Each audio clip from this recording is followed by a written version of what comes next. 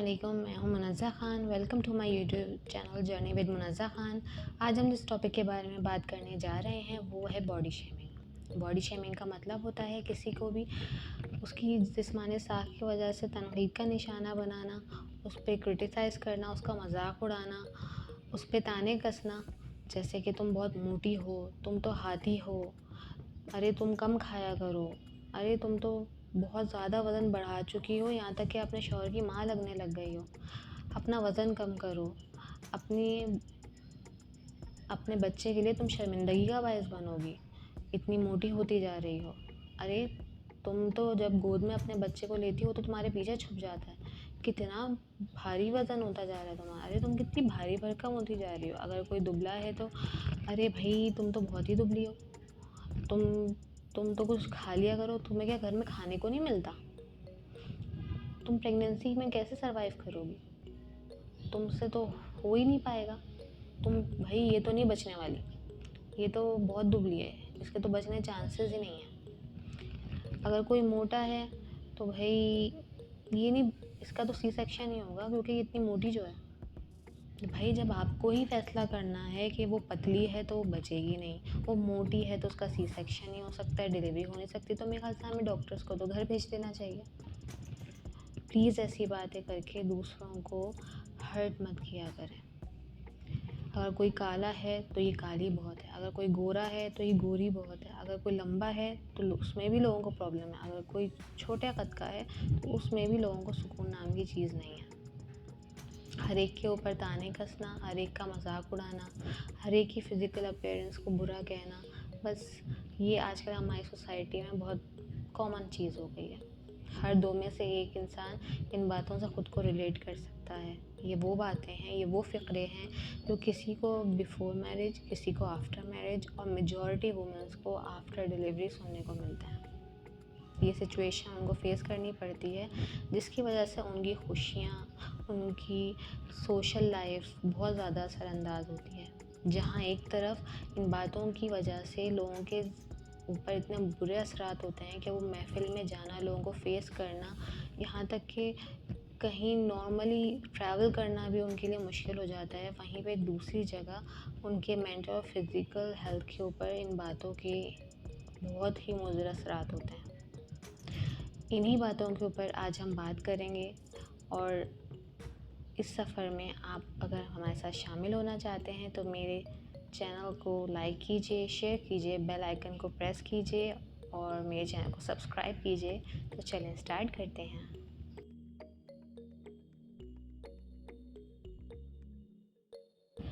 Body shaming जो आजकल हमारे सोसाइटी में बहुत नॉर्मल होती जा रही है, लेकिन ये बिल्कुल भी एक अच्छी चीज़ नहीं है। इसका हमारी फ़िज़िकल और मेंटल हेल्थ के ऊपर बहुत ज़्यादा असर होता है। आपकी कही हुई बात आपको आइडिया भी नहीं होता, लेकिन लोगों की लाइफ बर्बाद कर देती है। उनका कॉन्फिडेंस लेवल ज़ीरो हो जाता है। बहुत सारे लोग सोशल बायकॉट कर लेते हैं, सोशल डिस्टेंस ले आते हैं। वो महफ़िलों में जाना छोड़ देते हैं, लोगों से मिलना छोड़ देते हैं। यहाँ तक कि अगर कोई मोटा है और वो अपना वज़न कम भी कर लेता है, या अगर कोई दुबला है और वो अपना वेट गेन भी कर लेता है, तो अपने बॉडी को आपके हिसाब से करने के बाद भी वो सारी ज़िंदगी इसी कन्फ्यूजन में रहते हैं कि वो कैसे लग रहे हैं, कहीं कोई उन पे तनकीद ना कर दे। लोग डिप्रेशन का और एंजाइटी का शिकार हो जाते हैं, ओवर ईटिंग शुरू कर देते हैं। हमें पता भी नहीं चलता कि जाने अनजाने हम लोगों को कितनी तकलीफ़ दे रहे हैं। अगर कोई मोटा है या दुबला है, या वो लंबा है या वो छोटा है, तो ये उसकी जेनेटिक्स। बहुत सारे लोगों की मोटापे और दुबले होने की वजह उनकी बीमारी भी हो सकती है, हेल्थ कंडीशन हो सकती है। किसी को पीरियड्स का प्रॉब्लम हो सकता है, किसी को हार्मोनल इम्बैलेंसमेंट हो सकता है, शुगर हो सकती है, थायराइड का प्रॉब्लम हो सकता है, एंडोमेट्रियोसिस हो सकता है। ये वो बीमारियां हैं जिनका वाहिद हल है प्रेगनेंसी, और इनके होते हुए प्रेगनेंसी होना कोई इजी बात नहीं है। जब आप ट्रीटमेंट के लिए जाते हैं तो आपको मुख्तलिफ हार्मोन्स दिए जाते हैं। इससे भी अगर प्रेगनेंसी नहीं होती तो IVF, ICSI वगैरह रेफ़र किया जाता है।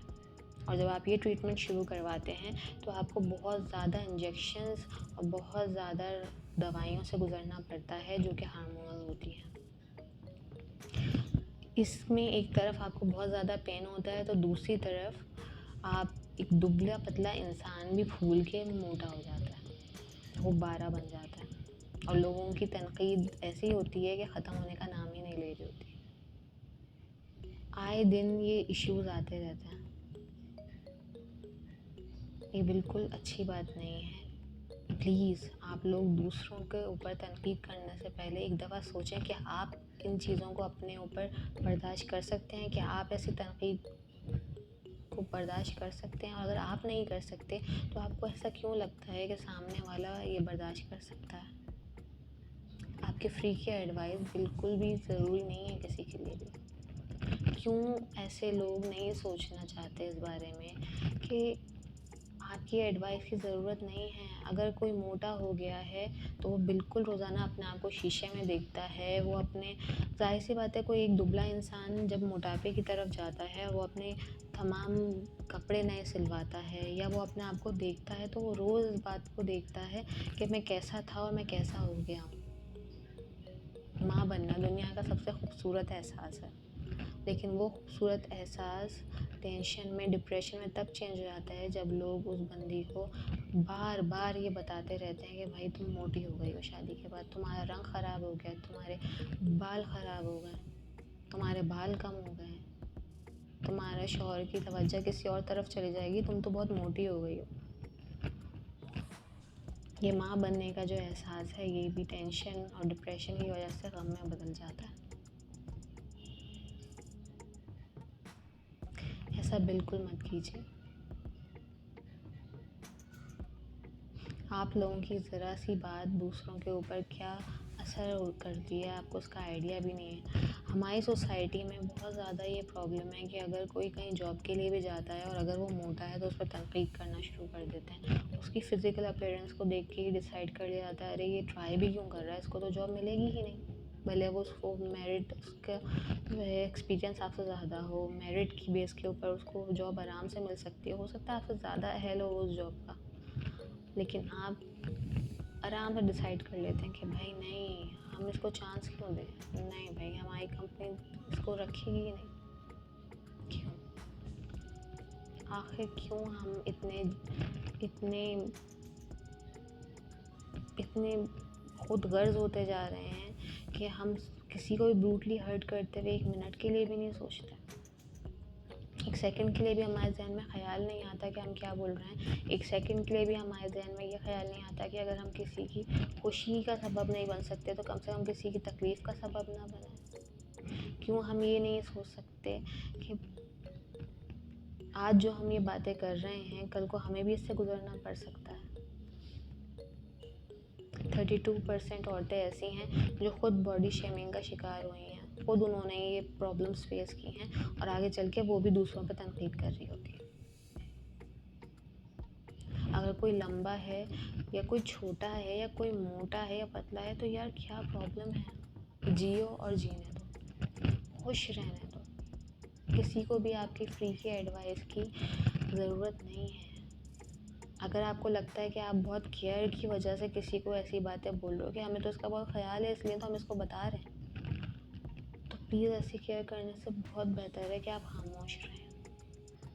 जो बंदा इन चीज़ों से गुज़र रहा होता है, जिसकी बॉडी में चेंजेस आ रही होती हैं या जो फ्रॉम बर्थ दुबला होता है या फ्रॉम बर्थ मोटा होता है, वो जानता है अपनी बॉडी के बारे में। वो जानता है वो मोटा है, वो जानता है वो दुबला है, वो लंबा है, छोटा है, काला है, गोरा है, जैसा भी है वो जानता है। हम इतने ज़्यादा इन चीज़ों के आदी हो गए हैं कि हम तो बच्चों को भी इस चीज़ का निशाना बनाते हुए एक मिनट नहीं सोचते, अरे भाई उसका बच्चा 3 पाउंड का पैदा हुआ था, इसका जो है 2 पाउंड का पैदा हुआ है, देखो तो सही तरह कितना कमज़ोर है। और अगर किसी का कोई हेल्दी बच्चा पैदा हो गया तो ये तो इतना मोटा है, इसको आगे चल के बीमारियाँ हो जाएंगी भाई। अगर कोई काला, ये तो काला ही इतना ज़्यादा है, पता नहीं किस पे चला गया। प्लीज़। अगर ये बच्चे थोड़ी बड़ी उम्र के हों, उस टाइम आप इनके ऊपर तनकीद कर रहे हो, तो आपने कभी सोचा है कि उनके कॉन्फिडेंस के ऊपर क्या असर होगा? ज़ीरो कॉन्फिडेंस हो जाएगा उनका। उनकी पर्सनैलिटी के ऊपर इतना ज़्यादा असरअंदाज हुआ, लॉन्ग टर्म इसके इफ़ेक्ट्स होंगे उनके ऊपर। मेरी आज रिक्वेस्ट है, प्लीज़ ऐसे तमाम लोगों से जो दूसरों को इन तनकीद का, इन मजाक उड़ाने का और टॉन्ट करने का फ़न समझते हैं, बस उनकी हैबिट है, बस एक मज़े के लिए करते हैं और कुछ सो कॉल्ड केयर की वजह से करते हैं। प्लीज़ लोगों को खुश रहने दें, उनको जीने दें। वो जैसे भी हैं, भले वो काले हैं, गोरे हैं, लंबे हैं, छोटे हैं, मोटे हैं, पतले हैं, अल्लाह ताला ने उन्हें ऐसा ही बनाया है। और बेशक अल्लाह ताला ने उन्हें जैसा बनाया है बहुत खूबसूरत बनाया है।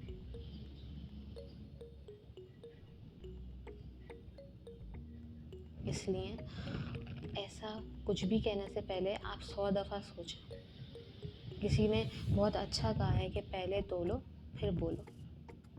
और अगर आप किसी को खुश नहीं कर सकते तो बेहतर है कुछ गलत बोलने से कि आप खामोशी अख्तियार करें।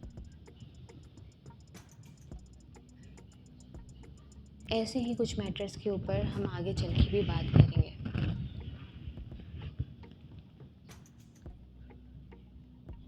ये वो टॉपिक्स हैं जो हमारी सोसाइटी में कर्ज है।